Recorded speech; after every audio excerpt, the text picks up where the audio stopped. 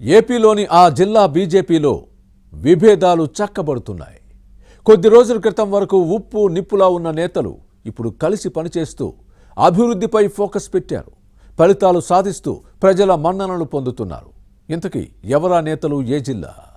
For more details, watch this inside story.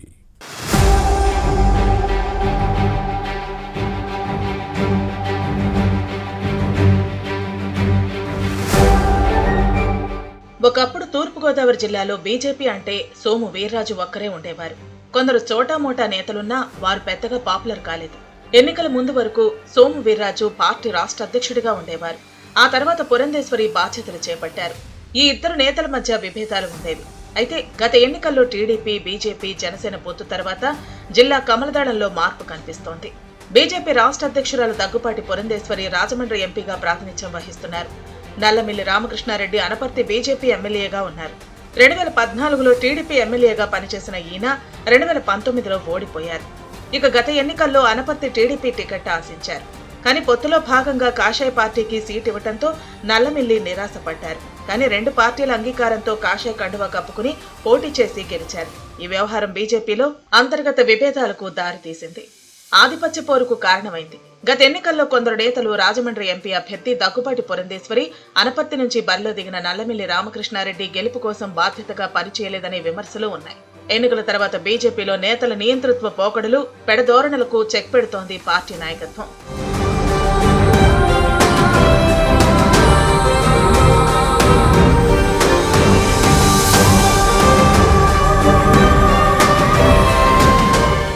BJP జిల్లా అధ్యక్షుడిగా ఉన్న బొమ్మల దత్తు స్థానంలో పిక్కి నాగేంద్రను పార్టీ అధిష్టానం ఇటీవల నియమించింది. ఈ పరిణామం కొందరు నేతలకు మింగుడు పట్టలేదు. ఎంపీ దగ్గుపాటి పురంధేశ్వరి పాల్గొనే కార్యక్రమాలకు బీజేపీ నేత సోము వీర్రాజు హాజరు కావటం లేదు. ఎంపీ కార్యాలయం సమాచారం ఇచ్చినా స్పందించకపోవడం విమర్శలకు తావిస్తోంది. దీంతో సోము సహాయ నిరాకరణ పాటిస్తున్నారని ప్రచారం జరిగింది. ప్రజలతో పాటు పార్టీలో తనకు చెడ్డ పేరు వస్తోందని గ్రహించిన సోము వీర్రాజు అత్యవసర మీడియా ముందుకొచ్చి ఎంపీ పురంధేశ్వరిపై ప్రశంసలు కురిపించారు. దీంతో విభేదాలను విస్మరించినట్టే అన్న చర్చ సాగుతోంది.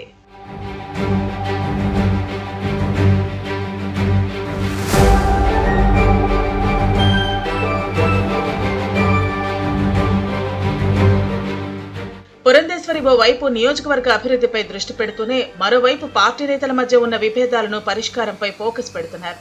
నేతలను సమన్వయం చేస్తూ పటిష్టతపై దృష్టి పెట్టారు. ఎన్నికల్లో సహాయ నిరాకరణ చేసిన వారిని కూడా కలుపుకొని పోతున్నారు. ఎలక్షన్స్ లో పార్టీకి వ్యతిరేకంగా పనిచేస్తే గెలిచిన తర్వాత ఏదో విధంగా అణగదొక్కే ప్రయత్నం చేస్తారు కొందరు నేతలు. కానీ పురంధేశ్వరి మాత్రం ఇందుకు భిన్నంగా వ్యవహరిస్తూ కొత్త ఒరవడికి శ్రీకారం చుట్టారు.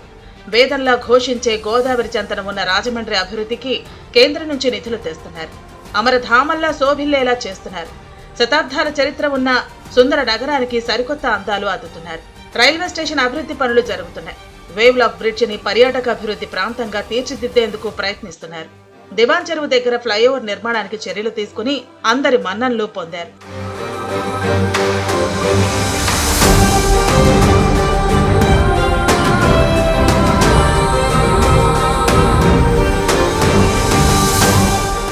ఇక అనపర్తి బీజేపీ ఎమ్మెల్యే నల్లమిల్లి రామకృష్ణారెడ్డి నియోజకవర్గ అభివృద్ధిపై దృష్టి పెట్టారు.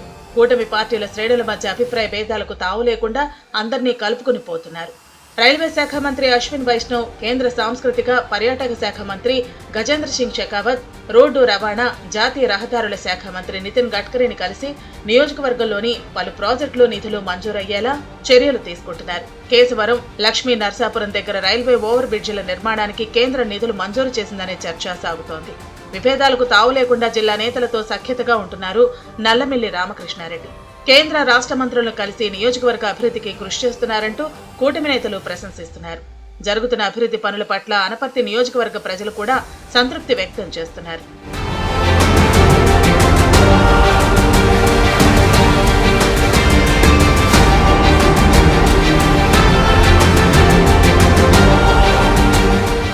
ఒకప్పుడు విభేదాలతో పార్టీని పట్టించుకునే నేతలు ఇప్పుడు ఇటు అభివృద్ధిపై ఫోకస్ పెట్టడంతో పాటు అటు బీజేపీ పటిష్టతకు చర్యలను చేపట్టడంతో మున్ముందు కూడా ఇదే సఖ్యత కొనసాగాలని క్యాడర్ కోరుకుంటోంది. ఏం జరుగుతుందో చూడాలి.